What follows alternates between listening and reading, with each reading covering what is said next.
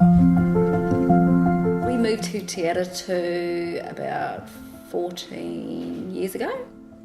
We like the location because work's close by, the kids' schools are close by. So after about 7 years, we noticed that we had a couple of watertight issues. So we looked at doing a re-clad and extension. Yeah, so Robert and May had never built before. They were obviously investigating the re-clad option and discovered that, you know, by the time they'd finished that whole process, it was going to end up costing quite a bit. So I wanted to compare that against actually knocking down and rebuild. Going to the signature show homes was really helpful because we got to see the actual finish of the work, and Dean and the team there explained the whole process of doing the knock down and rebuild and what that entailed.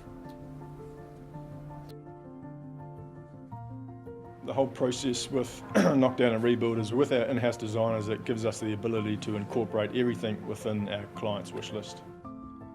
It meant that we could design and build our dream home, which had everything that we wanted. So the best thing about doing the knockdown and rebuild was that we could stay where we were. The kids could still go to the same schools. It just meant that we're in a different house, but in the same location. For me as a franchise owner and builder, it is really rewarding to see clients move into their properties, obviously, and it's really rewarding to get really positive feedback around how people actually live in their houses these days. So we have actually achieved the goals for Robert and May, and it's really great for us to see how satisfied Robert and May are with their signature home.